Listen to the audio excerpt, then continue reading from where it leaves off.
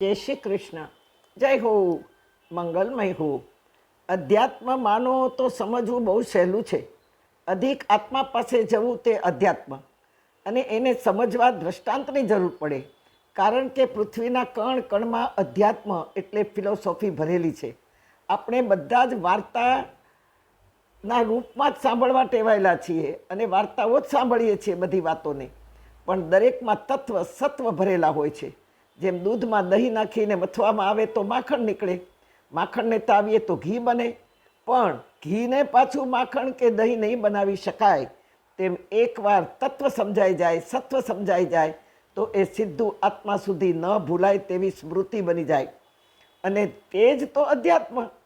તેને સમજવા દ્રષ્ટાંતની જરૂર છે. તો સુનો, એક ગુરુકુળમાં ઘણા વિદ્યાર્થીઓ ભણતા હતા. ભણી રહ્યા બાદ વિદાય સમારંભ ગોઠવાતો. આવો એક પ્રસંગ ઉજવાઈ રહ્યો હતો. આજે ઘણા વિદ્યાર્થીઓ ભણી ગણી અને વિદાય લેવા તૈયાર થયા હતા. પણ નિયમ એવો હતો કે વિદાય લેનાર વિદ્યાર્થી એક પ્રશ્ન ગુરુને પૂછી શકતો. તેવા એક પછી એક વિદ્યાર્થીઓ આવતા ગયા અને જીવન વિષયક પ્રશ્નો પૂછતા ગયા. હવે એક તીખડી અને તોફાની વિદ્યાર્થી પ્રશ્ન પૂછવાનો એને વારો આવ્યો અને એ મંચ ઉપર આવ્યો. પોતાની બંને હથેળી ઢાંકેલી હતી. એણે ગુરુજીને પ્રશ્ન પૂછીને કહ્યું કે બતાવો ગુરુજી, મારા આ હથેળીમાં શું છે? એક નાનકડું એવું પક્ષી છે, એ મરેલું છે કે જીવતું છે? એણે ગુરુજીને જૂઠ્ઠા પાડવાની તરકીબ શોધી કાઢી હતી. એને ગુરુજી પર બહુ અભાવ હતો, કારણ કે બહુ તોફાની હતો. ગુરુજી વારંવાર એના તોફાનને રોકતા ને ટોકતા, ગુસ્સો કરતા. હવે એ ગુસ્સો ઉતારવા માટે એણે આવું ષડયંત્ર રચ્યું હતું. આખું ગામ ભરાયું હતું.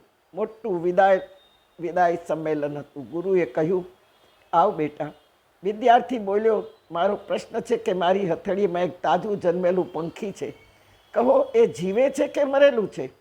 તેણે વિચાર્યું કે મરેલું કહેશે તો હથેળી ખોલીને જીવતું બતાવીને ઉડાડી દઈશ, અને જીવતું કહેશે તો હથેળી દબાવીને મારી નાખીશ. પણ બધાની વચ્ચે આજે ગુરુને મારે જૂઠ્ઠા પાડવા છે. આજે હું એ બદલો લઈશ. ગુરુ સમજી ગયા કે આ મારી સાથે છલ કરી રહ્યો છે.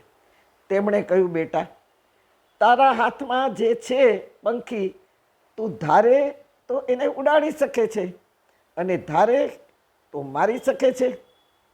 ગુરુ કરતા ચેલો સવાયો કહેવાયો તે દિવસથી. પણ રૂપિયો આખો ગુરુનો હોય, ખાલી પાવલી જ ચેલાની. તેથી એ પણ કહેવત આવી કે પાવલી ઠેકાણે રહેતી નથી. માટે કદી ગુરુજનો હોય કે બાયો ચડાવી નહીં, દલીલ કરવી નહીં ગુરુજનો પાસે. બાળકોને છંછેડવા નહીં, સ્ત્રીઓની મહિલાઓની મજાક ઉડાવવી નહીં. મંદિરોમાં ગમે તેમ વાતો કરવી નહીં પગથિયે બેસીને. આ ધર્મની મર્યાદા છે. વૃદ્ધોનો અનાદર કરવો નહીં. વૃદ્ધો કદાચ બોલી નહીં શકે, પણ જો અંદરથી એક હિપકું ભરશે ને તો એ હિપકું જન્મો જન્મ તમને હિપકું ભરાવશે. માટે વૃદ્ધોનો અનાદર કરવો નહીં. ભલે ભૂલ કરે, ગમે તે કરે, કંઈક બોલી લે, સહન કરી લો. કારણ કે વૃદ્ધોએ બહુ સહન કર્યું છે. આપણું બહુ બચપનથી સહન કર્યું છે. થોડું આપણે પણ કરી લઈએ. તેથી વૃદ્ધોનો અનાદર કરવો નહીં. અને સંસ્કૃતિ વિશે, ધર્મ વિશે કદી નેગેટિવ બોલવું નહીં. એ નિયમો જેણે રચ્યા છે એ બધા ઋષિઓએ રચેલા છે. હજારો લાખો ઋષિઓ ભેગા થઈને આ નિયમો ઘડતા, અને એ નિયમને તેથી સનાતન ધર્મ એવું નામ આપવામાં આવ્યું. અને એ જ સનાતન ધર્મ અત્યારે આપણે ત્યાં સંવિધાન શબ્દમાં પરિવર્તિત થયો છે. આ સંવિધાન એટલે જ સનાતન ધર્મ.